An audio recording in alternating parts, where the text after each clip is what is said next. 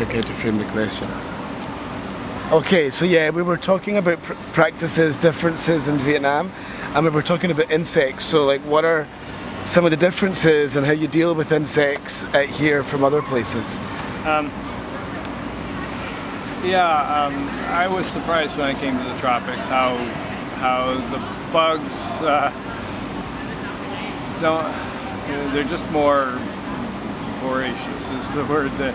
What does that mean? What does voracious mean? They're just more aggressive? Aggressive, yeah. Like for instance, in Canada there was one season where we got aphids, and we knew every year that we would get aphids for a little window at the end of the summer, and we would go out with spray and wash them off.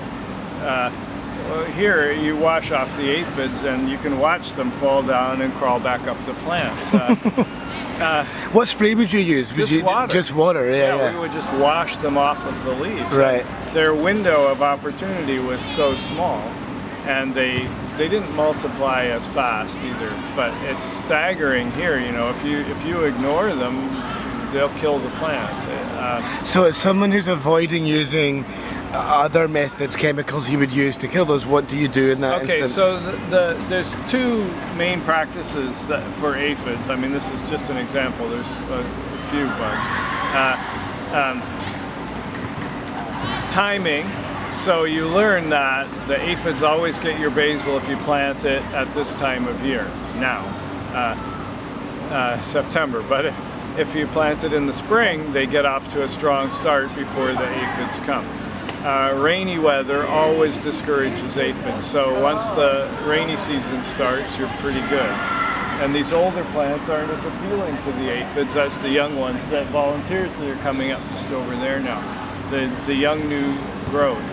And the other thing is how you fertilize. If you use a very rich, by rich I mean high in nitrogen fertilizer, you get a lot of quick, fast growth that is very sappy, succulent, and doesn't have thick cell walls. That makes it easy for the aphids. The sap is better tasting, the cell walls are soft, and that's what they like. So you'll see them on trees, for instance, on the new very tips of the branches where the new leaves are. And so you try to avoid that by as much as possible. Just through timing, and also through adjusting your practice to not encourage an environment for them to prosper. Have there been other insects that you didn't know about that have also affected planting, and yes, have you developed any strategies to contradict that? I had thought that the cucurbits would be perfect for planting here. That's the pumpkins and the pumpkin family, cucumbers. And in fact, they have so many pests here, and they're very susceptible to downy mildew and fungal diseases. They're very difficult to grow. Right. I've pretty well stopped trying, you know, except for cucumbers that I work hard to get started in the winter time so that they're off early in the spring. So timing, and it's so just to sort of listening to what you're saying, a lot of maybe developing an approach to gardening that encourages is often about what's appropriate to your environment, because as soon as you bring things in that aren't appropriate, it's going to encourage you to use methods that are not natural. That's right. So looking for crops that are grown here, the muap, for instance, in that family, the cucurbit family, the muap is hardier, so it withstands the pests better.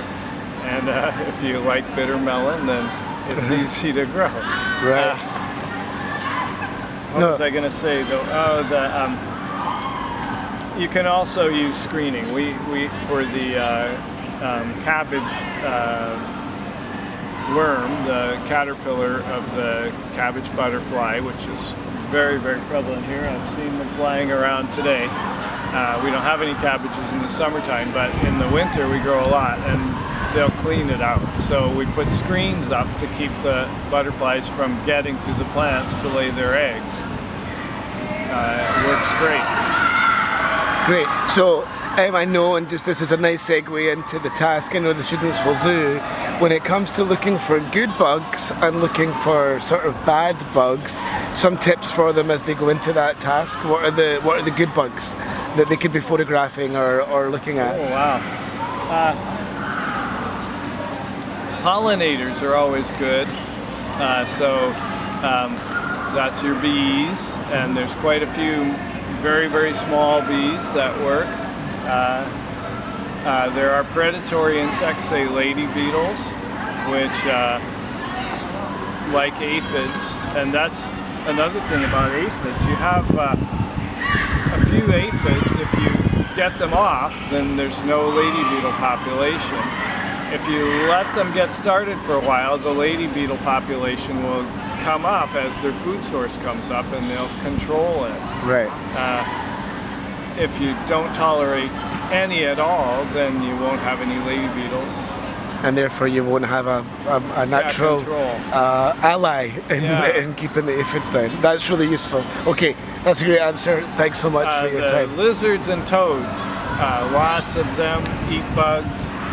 We were watching a toad over in the elementary garden stuck on the outside of the worm bin, putting its tongue through the steel mesh there to get the bugs inside the... Right. So our little, I don't know that type of lizard, the long, skinks, that he's welcome in the garden. Absolutely. Yeah. I've even seen a couple other kinds of lizards this year that I hadn't seen before. Right. And the toads, we have so many of them. So. Great. Okay, I think that starts us off on our next task. Thanks very much.